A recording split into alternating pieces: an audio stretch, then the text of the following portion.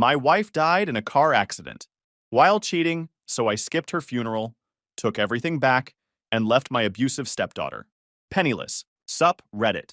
I was married a perfect woman who turned out to be a professional parasite with a freeloading daughter and a whole family of scammers. 6 years of theft and manipulation, she died in a car crash while cheating. I skipped the funeral and handled some business. Here's what went down. I, 34 male, have been importing the finest olive oil and wine from all over Italy and the Mediterranean for the past 8 years. Built this business from nothing after breaking my back on cargo ships for 5 years, surviving on whatever slop the cook threw together and dreams of something better. Those cargo ship days weren't just character building, they were like military boot camp for capitalism. You learn real quick who you can trust when you're stuck on a floating metal box with 20 other guys for months at a time. The hierarchy was brutal but honest. You either pulled your weight or got thrown overboard, metaphorically speaking, most of the time. More importantly, those cargo ship days gave me Enzo. My old Sicilian bunkmate had the mouth of a sailor and the business instincts of a shark. While I went legitimate with imports, Enzo became what you might call a problem solver for wealthy Italians. Asset protection, discreet investigations, making inconvenient people disappear from your life. All perfectly legal, mostly. Enzo's client list read like a who's who of Italian wealth. Politicians, tech entrepreneurs, old money families who needed their scandals buried deeper than Jimmy Hoffa. His specialty was what he called social archaeology, digging up dirt on people trying to scam his clients. The man could find compromising photos of Mother Teresa if you paid him enough. From day one of my business success, Enzo had been drilling wisdom into me. Rich men have two kinds of problems: the ones money solves and the ones money creates. Every euro you leave exposed is a euro someone will try to take. That's why I'd been quietly restructuring my business assets since year 2. Multiple corporations, shell companies, the Tuscan villa I bought under a holding company. Not paranoia, just protection. 7 years ago, I met Beatrice at a wine exhibition in Rome. Picture this. I'm explaining terroir to some pretentious sommelier when this absolute knockout approaches my booth. She was a marketing director for some luxury hotel chain, the kind of woman who makes conversations stop when she enters a room. Designer dress that probably cost more than most people's rent. Perfect hair, green eyes that could sell sand to Arabs. She complimented my Barolo selection, and we talked for 3 hours. She could distinguish between different vineyard plots just by smell, spoke knowledgeably about sulfite levels and aging processes. It was like finding a unicorn who also happened to look like a Sports Illustrated model. When I called Enzo after that first meeting, he immediately started asking questions. Beautiful women don't approach successful men at business events by accident, he warned. That's not romance, that's hunting. But did I listen? Of course not. When you're a guy who spent his 20s working 80-hour weeks building a business, having a gorgeous, intelligent woman show genuine interest feels like winning the lottery. Beatrice came with complications, though. She had a 14-year-old daughter, Sylvia. When Beatrice introduced us at a coffee shop, the kid barely looked up from her phone. Already working the angles at 14, she just grunted when her mom introduced me, then back to scrolling TikTok with her AirPods in. Sylvia, say hello to Antonio, Beatrice prodded gently. Hi, came the flat response, eyes never leaving the screen. Beatrice explained that Sylvia was shy around new people, that her father really hurt her when he left. The manipulation started immediately, but it was so subtle I didn't catch it then. We dated for 10 months, and Beatrice played it perfectly. She'd cook elaborate dinners at my apartment, always coincidentally mentioning how much better Sylvia would do in a stable 2-parent household. Never direct pressure, just little comments dropped into conversation like seeds. She's never had a real father figure, Beatrice would sigh while washing dishes. I worry about her future. Looking back, the warning signs were everywhere. In month 2 at Il Convivio, a Michelin-starred place in Rome, Sylvia ordered the most expensive item, 85 euros Wagyu beef, then spent the entire meal on her phone, taking maybe 3 bites. When the waiter asked if something was wrong, she just shrugged. She's not used to fancy food, Beatrice apologized. We usually eat much simpler meals. The kid left 82 euros worth of premium beef sitting there while texting her friends about being at a boring rich people restaurant. By month 3, Beatrice mentioned Sylvia needed just some basic things for school. 3 hours later, I'd spent 1,200 euros on what Sylvia claimed were necessities. Designer jeans, imported sneakers, a leather jacket that cost more than some people's monthly salary. Every store we entered, Sylvia would immediately gravitate toward the most expensive items. This is cute, she'd say. holding up a 300 euro sweater like it was nothing. When I suggested less expensive alternatives, Beatrice would give me this disappointed look, trying to hide it, but failing. Of course, you're right. We don't want to be wasteful. Then Sylvia would get this wounded expression, like I was personally crushing her dreams. The manipulation was a family affair, even then. Around months 4 and 5, I started meeting Beatrice's extended family. Her sister Elena worked at a luxury hotel and had this way of constantly name-dropping wealthy guests. Yesterday I met the Agnelli heir, she'd casually mention. Such a charming man. Really knows how to treat people well. Every question was designed to evaluate my financial potential. Import business must be doing well, she'd say, eyeing my watch. That's a beautiful Omega. Meeting Beatrice's mother was even more revealing. She lived in a rent-controlled apartment that probably hadn't been updated since the 1970s, but carried herself like displaced royalty. Antonio, she said, sizing me up immediately. Beatrice tells me you're in the wine business. How entrepreneurial. The way she said entrepreneurial made it sound like a disease. The entire visit was her dropping hints about how expensive everything was, how difficult it was to maintain dignity on a fixed income, how her poor daughter had struggled as a single mother. This woman had more schemes than a Wall Street hedge fund. She'd casually mention how her arthritis medication cost 200 euros monthly, how her building's elevator had been broken for 6 months because the landlord was too cheap to fix it. Every conversation was a masterclass in emotional manipulation. As time went on, Beatrice's version of her divorce kept changing depending on the conversation. Sometimes her ex was emotionally abusive. Other times he was just immature and couldn't handle responsibility. He left us with nothing, she'd say, when highlighting their financial struggles, refused to pay child support and disappeared to Germany. But when she wanted to seem independent, I told him to leave. Sylvia and I didn't need his negativity in our lives. The warning signs continued escalating. Sylvia's 15th birthday party was my introduction to the family's spending expectations. What Beatrice described as a small celebration turned into a 3,000 euro production. Private restaurant room, professional photographer, custom cake. I just want her to have one perfect day. She's been through so much, Beatrice said when I questioned the cost. Around this time, I had a high-end security system installed in my apartment. I told Beatrice it was because of break-ins in the building, which was partially true.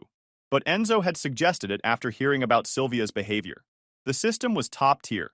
Motion sensors, audio recording, facial recognition, the works. Cost me 8,000 euros but proved worth every cent later. The installer was this former intelligence guy who specialized in domestic protection scenarios. He knew exactly what kind of problems wealthy men faced from people in their own homes. As we got more serious, I took out a substantial life insurance policy and made Beatrice the beneficiary. 200,000 euros seemed responsible for a man considering marriage. I also convinced Beatrice to take out her own policy, with me as beneficiary.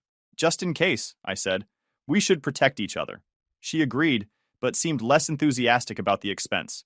Everything seemed good around this period. The sex was incredible too. This woman knew exactly what she was doing, and I was completely hooked. I was planning the proposal. I'd bought a 12,000 euro ring and was thinking about the perfect romantic setting. When I told Enzo I was thinking of proposing, he got serious. I want to run some comprehensive checks. Background, finances, the ex-husband situation, any criminal history. Think of it as insurance. That's crazy, Enzo. I trust her. Trust but verify, Fratello. Trust but verify. The pussy had officially overruled the brain. We got married on the Amalfi Coast. Her idea, my money. 18,000 euros for a wedding with 200 of her closest friends and family. I had maybe 20 people there, business associates, a few old friends from the cargo ship days, my parents who flew in from Sicily, looking completely out of place among all these Roman socialites. Enzo was my best man, naturally. During the reception, while I was basking in newlywed bliss, he made observations about how none of her family contributed a euro, but they all had opinions about the drink's quality. Notice how they're already treating you like an ATM? He muttered, lighting a cigarette. They're calculating your net worth with their eyes. He was right. Her family didn't contribute a single euro to the wedding, but had plenty of opinions about the menu, flowers, and band. Her friends kept making jokes about her landing a good one and asking me about my business. And Sylvia spent the entire reception on her phone, only getting up to grab more expensive drinks. The wedding photographer captured it perfectly. Me looking genuinely happy, Beatrice performing happiness for the camera, and Sylvia in the background rolling her eyes at everything. That 2,000 euro photography package documented the exact moment I signed my financial death warrant. Here's something they don't tell you about marriage. The mask comes off exactly when she feels secure. For Beatrice, that was 2 months after the wedding. The sex stopped. Not slowed down or became routine. Stopped. We went from daily sessions that left me seeing stars to maybe once a month. And even then it was like she was doing me a favor. I'm just tired from the move became I'm stressed about Sylvia's school, which became I'm not in the mood, which finally became can't you see I'm busy?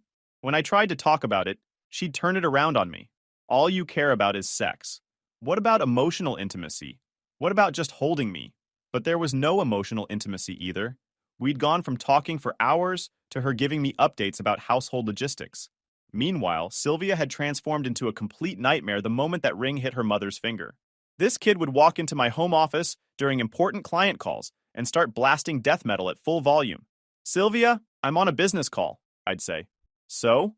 This is my house too," she'd respond, turning the music up louder. One evening, after she'd interrupted my third client call of the day, Enzo witnessed one of these episodes during a business meeting. "Hey, Principessa," he called out calmly. "Keep it up and I might accidentally sell you to Albanian traffickers." She shut the music off immediately. The girl had zero respect for boundaries, but understood threats perfectly. That should have told me everything about how she'd been raised. Beatrice always made excuses. She's just adjusting to the new situation, but never actually disciplined her daughter for anything. The stealing started small, 20 euros from my wallet here and there. When I mentioned it to Enzo over lunch, he nearly choked on his pasta. "She's picking your pockets in your own house and you haven't broken her fingers yet?" He seemed genuinely shocked. "She's just a kid, Enzo. She's a parasite in training." It escalated quickly. My expensive cologne disappeared. Then my backup credit card vanished from my wallet. When I found it, there were charges at luxury makeup stores and trendy restaurants. Thank God for the security cameras. I could see exactly when she took things, though I was too much of a pushover to do anything about it yet. What the cameras revealed was systematic theft disguised as teenage behavior. She'd watch me through doorways, timing her movements around my routine. 2 months after the wedding, Beatrice suggested Sylvia needed a proper allowance, since she was now part of a more affluent household. Maybe 200 euros a week, just for basic teenage things. 200 euros a week for a 15-year-old. When I suggested 50 euros was more reasonable, both of them looked at me like I'd suggested eating garbage. 50 euros won't even cover her coffee and snacks, Beatrice protested. This kid was drinking 8 euro cappuccinos at trendy cafes and acting like it was a human right. When I agreed to 100 euros, Sylvia rolled her eyes. "I guess that's better than nothing." 4 months in, Beatrice casually mentioned that Sylvia's private school needed payment for the next semester. 8,000 euros. Here's what she didn't mention. She'd already enrolled Sylvia in the most expensive international school in Rome without discussing it with me. Just assumed I'd pay because I was now the man of the house. When I suggested public school might be adequate, Sylvia threw a screaming fit. "I'm not going to some peasant school with poor kids. All my friends go to the International Academy." "Your friends' parents can afford it," I pointed out. "You can afford it too. You're just being cheap." A 15-year-old calling me cheap for not wanting to pay 16,000 euros a year in school fees that I'd never agreed to. What followed were 6 years of betrayal, theft, and manipulation that would have impressed a mafia don. The family had turned parasitism into an art form. About 8 months into the marriage, Beatrice's workout schedule became very intensive. She joined an expensive gym in Porta Garibaldi and was suddenly very dedicated to Pilates. Her instructor was Niccolò, 26, looked like a Roman statue, spoke 3 languages. She'd come home from sessions exhausted but glowing. "Pilates is amazing," she'd gush. When I suggested joining her for a couples class, she quickly shut it down. "It's my personal time, my stress relief. You understand?" The late sessions, weekend intensive workshops, new workout clothes that cost more than my business suits. It went on for 6 months. I was too trusting to connect the dots. Enzo wasn't. "Your wife is getting more than core strengthening from that Italian stallion," he'd pointed out bluntly. By the second year, Beatrice's hotel marketing job suddenly required extensive travel. Monthly trips to Florence, Milan, even Dubai. "High-end clients need face-to-face meetings, babe," she'd explain. "You can't build relationships over video calls in the luxury hospitality industry." The Dubai trips were where she met Pietro, a wealthy Emirates businessman who owned a chain of luxury hotels. Suddenly, her work trips to Dubai became quarterly events, funded by my increasingly brutal credit card bills. But wait, I'll get to that later.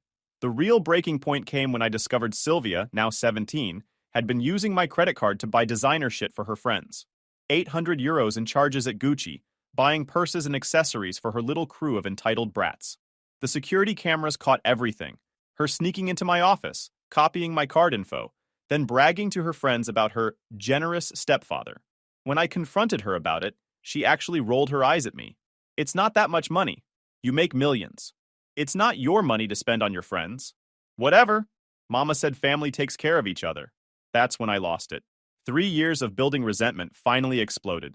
Family? You're not my family, Sylvia. You're my wife's daughter who I've been financially supporting while you treat me like an ATM. The fight that followed was epic. Beatrice defending her daughter's mistake, me pointing out the systematic theft, Sylvia texting during our marriage crisis. They left for her grandmother's house, a united front against the evil stepfather who dared to question their spending habits. The best part was when Sylvia posted about it on Instagram. When your stepdad has a mental breakdown because you borrowed some money. Rich people problems, LOL. Posted from my apartment, wearing clothes I'd bought, probably using Wi-Fi I paid for. What I didn't know at the time was that in year 4, Beatrice had quietly canceled her life insurance policy. She'd called the company, claimed financial hardship, and cashed out the €12,000 surrender value. That money went straight into a secret account she'd opened, supposedly for emergencies, but really for funding her affairs. Meanwhile, she was planning her exit strategy with Luca Romano, 28, personal trainer at Virgin Active, former military, looked like a Roman statue if Roman statues did CrossFit and took steroids. This wasn't just a fling. While I was working to support our lifestyle, she was planning her future with this roided-up pretty boy. They'd been careful but not careful enough. Late-night training sessions, weekend fitness retreats, and expensive gifts I definitely didn't buy her. The most insulting part? She started working out at home, using equipment I'd bought, to stay in shape for another man. The last real fight we had was 2 months before she died. She'd just returned from another fitness conference in Lake Como at 2 a.m. Hair messy, makeup smudged, smelling like men's cologne. How was Como? I asked from the couch. Fine. Productive seminars with the fitness industry group. She wouldn't look at me directly. Which hotel? The Villa d'Este. I told you that. No, you said it was the Grand Hotel last time. She froze. It was seminars at both. The group books multiple venues. Beatrice, stop lying to me. What followed was our nuclear explosion. Accusations of cheating. Her claiming I was paranoid and controlling. Me pointing out that we hadn't had sex in months, but she came home looking thoroughly screwed by someone else. She slapped me. Hard. The fight escalated until she threw a wine bottle at my head, screaming, "Get out! This is my apartment," I reminded her. Then I'll leave. I'll take Sylvia, and we'll go somewhere you can't control us. Good luck paying for it without my credit cards. She stormed out. That was the last real conversation we had. We'd been living like polite strangers for 2 months, sleeping in separate rooms, barely speaking. The day after our final fight, I called Enzo and told him everything. The dead bedroom, Sylvia's escalating theft, Beatrice's constant work emergencies, and my suspicions about the cheating. Finally, Enzo said with relief, I've been wondering when you'd grow some balls. You need proof before you make any moves. I know a guy, Marco, ex-Carabinieri, runs discreet investigations. While Marco worked, I started documenting everything myself and quietly moving more assets into protected accounts. Following Enzo's old advice about making myself a smaller target, I shifted ownership of the Tuscan villa to one of my shell companies and restructured my business interests. You're not hiding assets, Enzo explained. You're protecting them from theft. Big difference. Marco's team was like the Navy SEALs of private investigation. Former cops, military intelligence, cybersecurity specialists.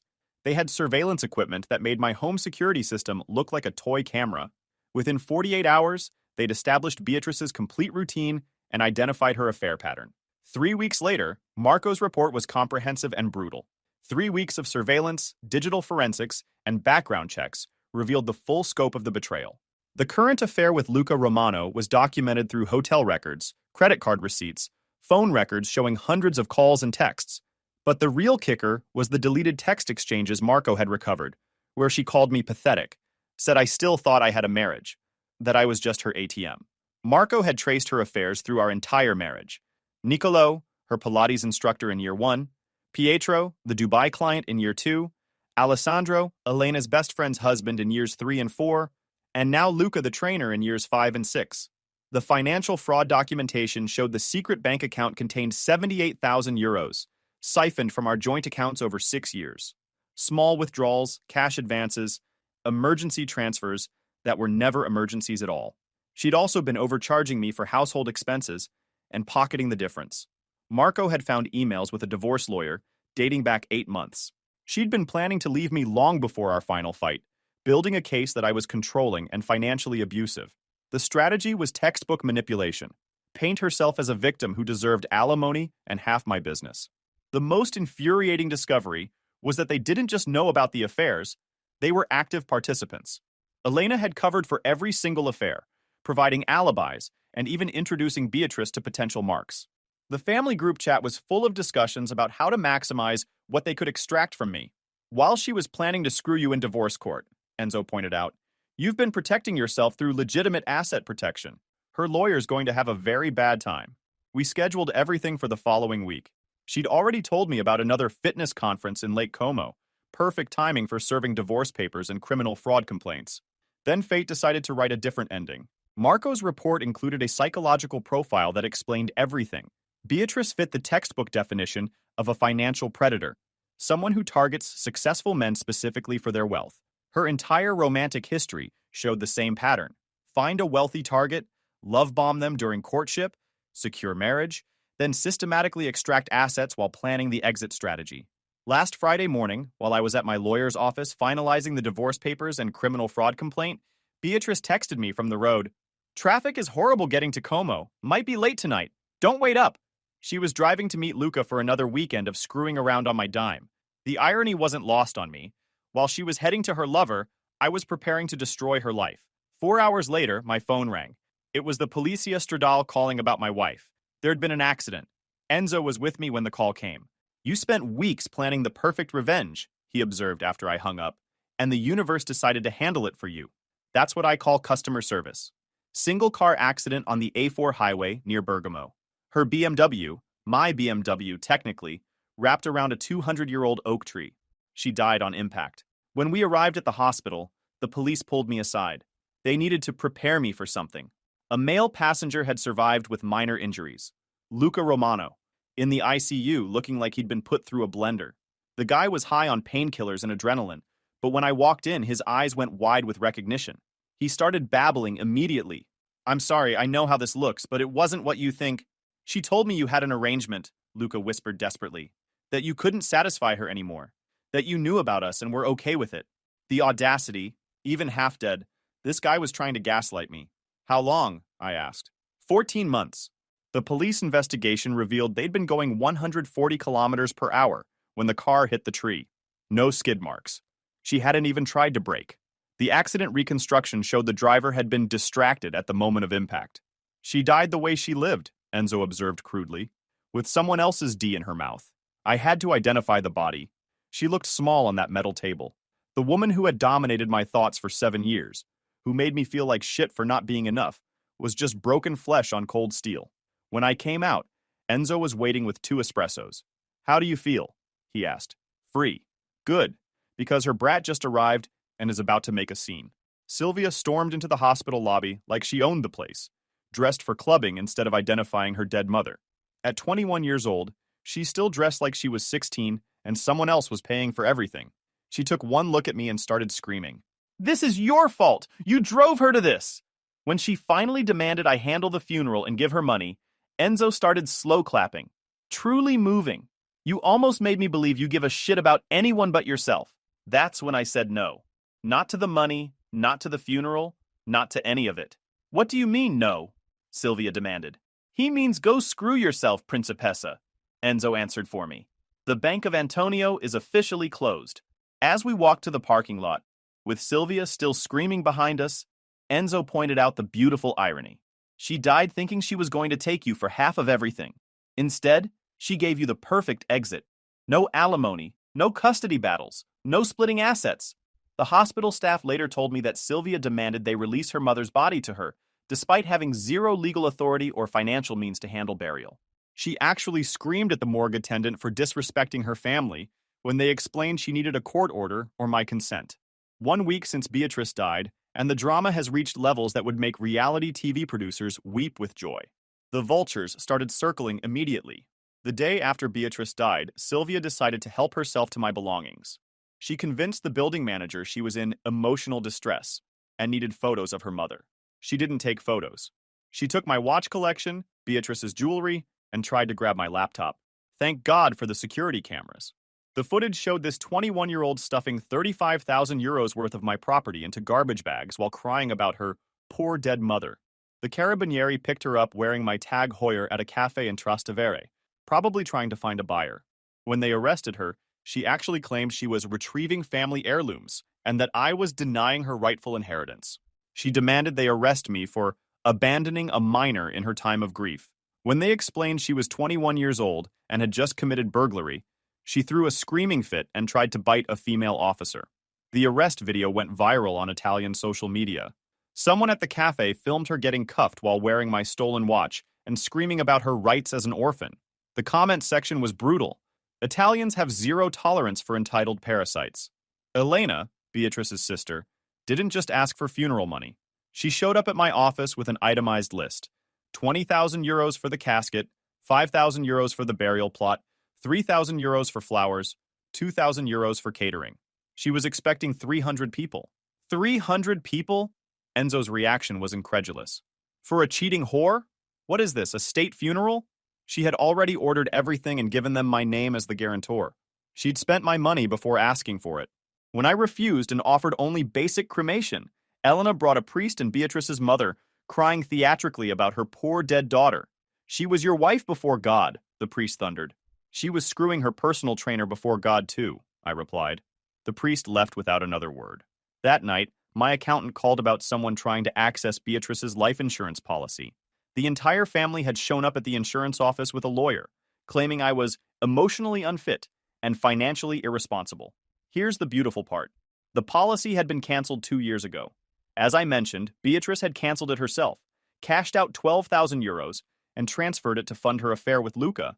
When I explained this to the insurance investigator, he laughed. When I told the family, Elena accused me of hiding money from them. Your sister canceled her own life insurance to give money to her boyfriend, I explained calmly.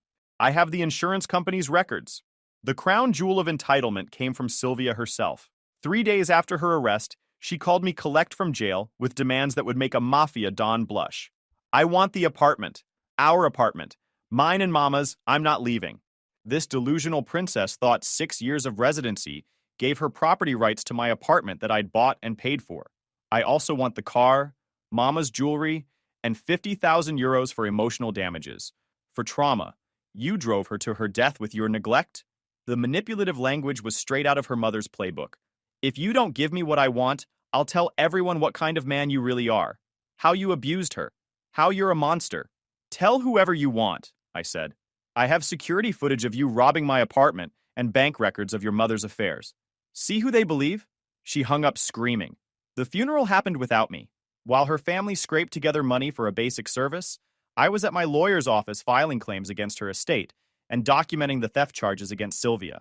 Instead of attending, I stayed home and watched a documentary about art forgeries on Netflix. Better use of my time than pretending to mourn someone who spent 6 years stealing from me. A month after Beatrice's death, I thought the drama was winding down. I was wrong. The parasites were regrouping for a coordinated assault that would make their previous attempts look like amateur hour. While Sylvia was still in jail awaiting trial, Elena orchestrated a media campaign that would have impressed a political operative. It started with a sob story in Cronica Vera, a trashy tabloid, grieving daughter abandoned by cruel stepfather. This wasn't some random puff piece.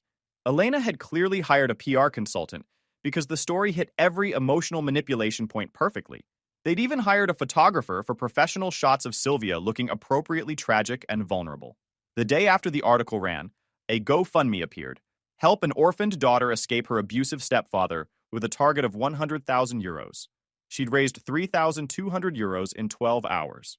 Within 48 hours, the story had spread across social media with the hashtag #Justitia per Silvia. Elena had recruited family members and friends to flood comment sections with first-hand accounts of my alleged abuse. But the most damaging piece came from Luca himself. Still recovering from the accident, he gave an interview claiming that Beatrice had been trapped in an abusive marriage and that I'd threatened to destroy her if she tried to leave. She was terrified of him, Luca claimed from his hospital bed. She said he monitored everything she did, controlled all the money, and made her feel like a prisoner in her own home. Elena had even created fake social media accounts to amplify the story. Professional-looking Facebook pages with stock photos, spreading the narrative that I was some kind of domestic terrorist who'd driven my wife to death. Time to call in the professionals, I told Enzo after seeing the TV interview. My PR firm connected me with Marco Benedetti from Report, Italy's premier investigative TV program. The guy who'd exposed 3 government corruption scandals and made politicians resign on live television. I'm being systematically defamed by people who were planning to defraud me, I explained the situation. I have extensive documentation proving everything they're saying is false, plus evidence of crimes they committed against me. Benedetti's eyes lit up when I started laying out the evidence. The PI's comprehensive report with photos and financial records of her 4 affairs, bank records showing the stolen 78,000 euros, security footage of Sylvia robbing my apartment, the life insurance fraud documents, text messages between Elena and Beatrice planning the divorce scam, and the family group chat planning how to extract money from me. But I had one more card to play that would make this story truly devastating. During his investigation, Marco had discovered that Luca kept a cloud backup of his phone that included videos and photos from his affair with Beatrice. Among the files were videos they'd made in my apartment, including audio of them discussing their plans to take me for everything he's worth after the divorce. In one particularly damning recording, Beatrice explained how she was manipulating the family's finances. I'm making it look like he's controlling the money by forcing me to ask permission for everything. My lawyer says financial abuse is a great angle for maximum alimony. Luca's response, how much do you think we can get? At least half of everything. Maybe more if we play the victim angle, right? Benedetti's team also discovered that Elena had been running similar scams on 3 other wealthy men over the past decade, using her hotel connections to identify targets and her sister as bait. This was their family business. Report aired the 3-part investigative series during prime time 3 weeks later. Benedetti presented it as a cautionary tale about false accusations, systematic financial fraud, and media manipulation in the digital age. The program was devastating. Using professional graphics and timeline animations, Benedetti methodically deconstructed every claim the family had made. The first part detailed the breakdown of Beatrice's affairs, the family's financial extraction over 6 years, and the planned divorce fraud. The second part covered Sylvia's criminal behavior, academic failure despite 96,000 euros in tuition, and her immediate theft after her mother's death. The third part exposed how Elena orchestrated the PR campaign, the coordinated social media attacks, and the fraudulent GoFundMe. The reaction was immediate and brutal. Charca Justitia per Antonio started trending within hours. Sylvia's Instagram went private after being flooded with messages calling her a spoiled parasite and grief vulture. Her GoFundMe was shut down for fraud within 24 hours. Elena lost her job immediately after the broadcast. Even Luca's gym terminated his contract when the videos showed him laughing about scamming his clients' husbands. The beauty of Italian justice is that public shaming works better than prison time. Within a week, none of them could show their faces in Rome without being recognized and called out. The day after the broadcast, my lawyer received calls from 3 different prosecutors' offices asking for copies of our evidence. The report investigation had triggered criminal inquiries into multiple charges for all of them. Within a week, Elena was facing her own criminal charges for conspiracy to commit fraud and filing false police reports. With criminal charges pending and their public reputation destroyed, the family's bargaining position had evaporated. They still owed 8,000 euros for Beatrice's burial plot, and the cemetery was threatening to move her to a pauper's grave. I had my lawyer draw up a comprehensive settlement agreement. I would pay the 8,000 euros, but only if the family signed a contract admitting all allegations against me were false, agreeing to no future contact, and acknowledging that any future defamatory statements would result in immediate lawsuits. They have 48 hours, my lawyer informed them, or Beatrice gets exhumed and moved to the indigent section. Elena showed up within 6 hours, contract in hand, trembling with rage but legally cornered. As she signed each page, she looked up at me with pure hatred. You're a bastard. I'm a bastard with excellent lawyers and better evidence, Enzo corrected from the corner. There's a difference. Half a year since Beatrice became worm food, and I've been living my best life. Business is booming. I'm dating Francesca now, a sommelier who owns 3 bars and exclusively features my imports. She'd seen the investigation and was impressed by how I'd handled those parasites with class. Last month, we went to the Amalfi Coast, stayed at the same hotel where I'd married Beatrice. We made better memories on the same balcony where I'd proposed to that parasite 7 years ago. She is everything Beatrice pretended to be. But the universe wasn't done serving justice. Last month, Sylvia tried one last desperate move. Fresh out of jail and apparently having learned nothing, she hired a lawyer on contingency to sue me for emotional damages and unlawful eviction. The lawsuit claimed I owed her 200,000 euros for lost inheritance expectations and psychological damage from financial abandonment. The legal theory was that because I'd been a father figure for 6 years, I had a moral and legal obligation to continue supporting her lifestyle and educational goals. My lawyer's response was swift and devastating. A motion to dismiss citing her criminal record, plus a 150,000 euro counterclaim for defamation, theft, harassment, and abuse of process. Her lawyer dropped the case faster than a hot potato, then billed her 2,000 euros for his time reviewing the case. Now she's being sued by her own lawyer for non-payment, and Elena is suing her for the borrowed retainer money. Just last week, she sent me a message claiming she was pregnant and the baby deserves support from his grandfather. My response was simple. Call his father. You're no family to me.